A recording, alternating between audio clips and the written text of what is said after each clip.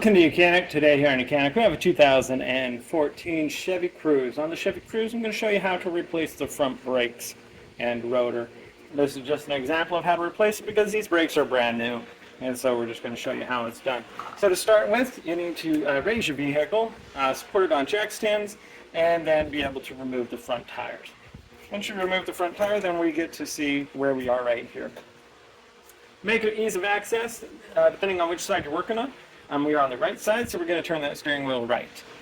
This is an electronic power assist steering, so you'll generally be able to just twist it over there by hand and manually pull it over.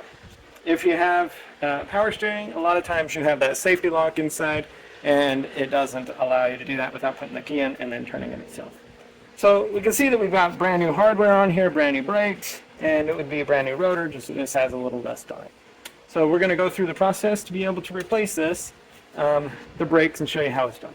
So we have two bolts right here. They're a size 14 millimeter. We're going to undo those.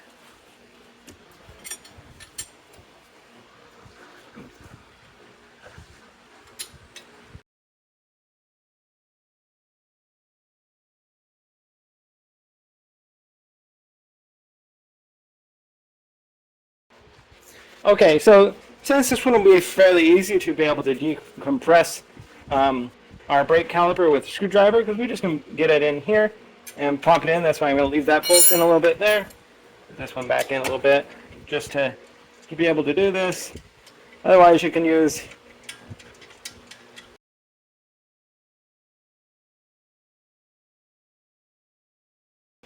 okay. So we're just able to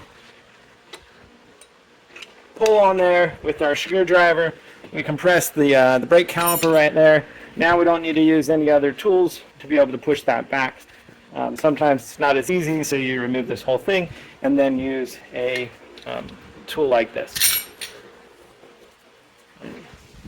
So we've depressed that and backed it up, and now you can go ahead and move this caliper out. Be able to hold it up there with a hanger of sorts, and to keep as much pressure off of this connection that we can. Now we have the two size 18 millimeter bolts here on the back, and that will remove the whole carrier assembly so that we can remove the rotor. We can also pop our brakes off right now.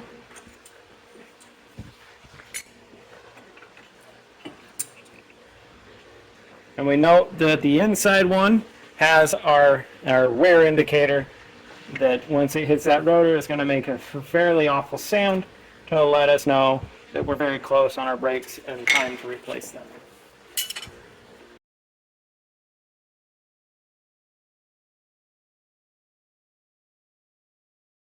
Alright, so with those loosened, we're now able to back these out, and these are moving out fairly easy by hand. And then be able to pull this whole carrier unit off and set it down there. Now, if you had your little set bolt in here, you may or may not have it on there, then you would loosen that. It's be a T30, and then you'd be able to get your brake rotor to come off. And you may need to use a hammer with some persuasion to get that to come off. Now, if you don't have the set screw because the other one it was lost or was never there, it's just there for assembly to hold things into place. So it's not as crucial.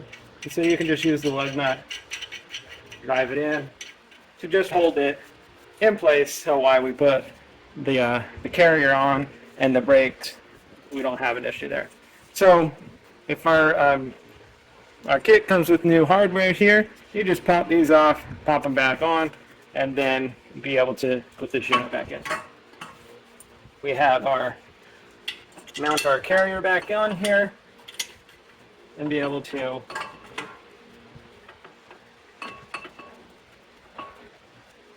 install our size 18 millimeter bolts.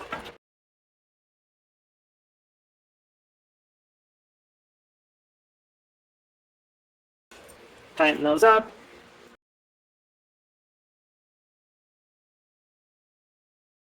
Right, those are good and tight. Now we would be able to, where we can actually put our brakes on, we just slide them in there. And we note that we have the one with the 2 dots here. That goes on the outside.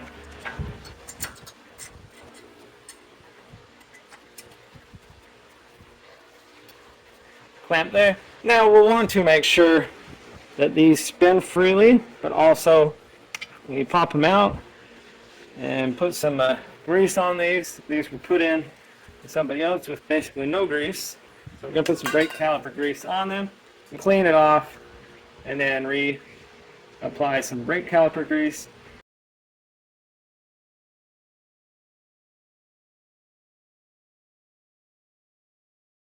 We just need some of this grease on there so that these glide pins will continue to move in and out freely, and it helps keep the moisture out and rusting those up.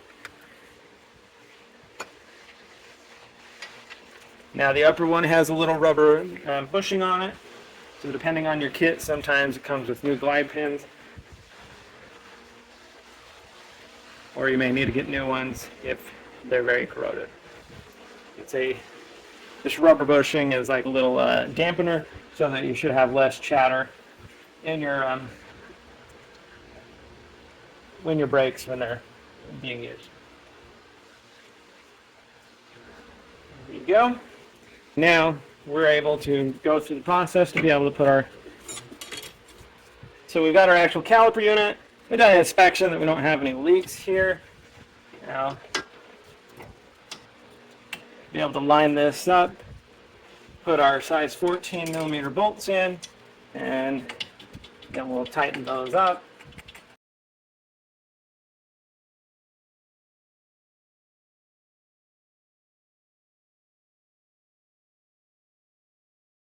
Alright, so we've tightened those up. Repeat that process for the other side of your vehicle. Then do make sure that you pump the brakes a few times to be able to fill that gap between the rotor and the brake.